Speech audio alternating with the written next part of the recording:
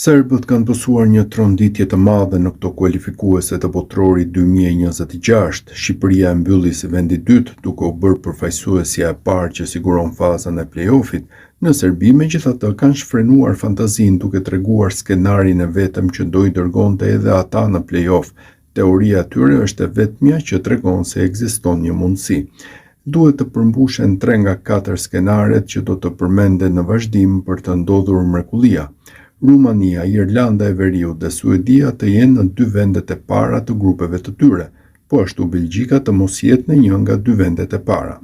Serbët e kishin gjithçka në dorë para se Shqipëria të fitonte në Leskovec. Goli I Rejmanajt I hapi rrugë kualifikimit historik.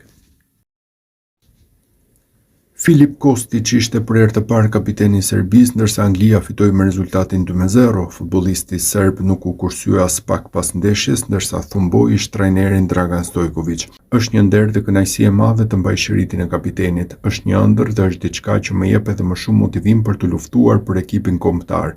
Sa I përket ndeshjes, luajtëm kundër një prej ekipeve kombëtare më të mira në botë, por treguam se mund të bëjmë shumë më mirë. Sa I përket rolit tim, unë jam në dispozicion të trajnerit për të luajtur çfarëdo që ai ka nevojë. Nëse do të kishim një trajner dhe do të kishim bërë gjithë punën e ditëve të fundit me një të ri, sigurisht që do të kishim pasur një rezultat shumë më të mirë. Do të kishim qenë të dytët dhe nuk do të kishim humbur ndaj Shqipërisë. Ishte humbja më e vështirë në karrierën time dhe për shkak të kësaj po vuajmë të gjithë tani, u shpreh Filip Kostic pas humbjes ndaj Anglisë.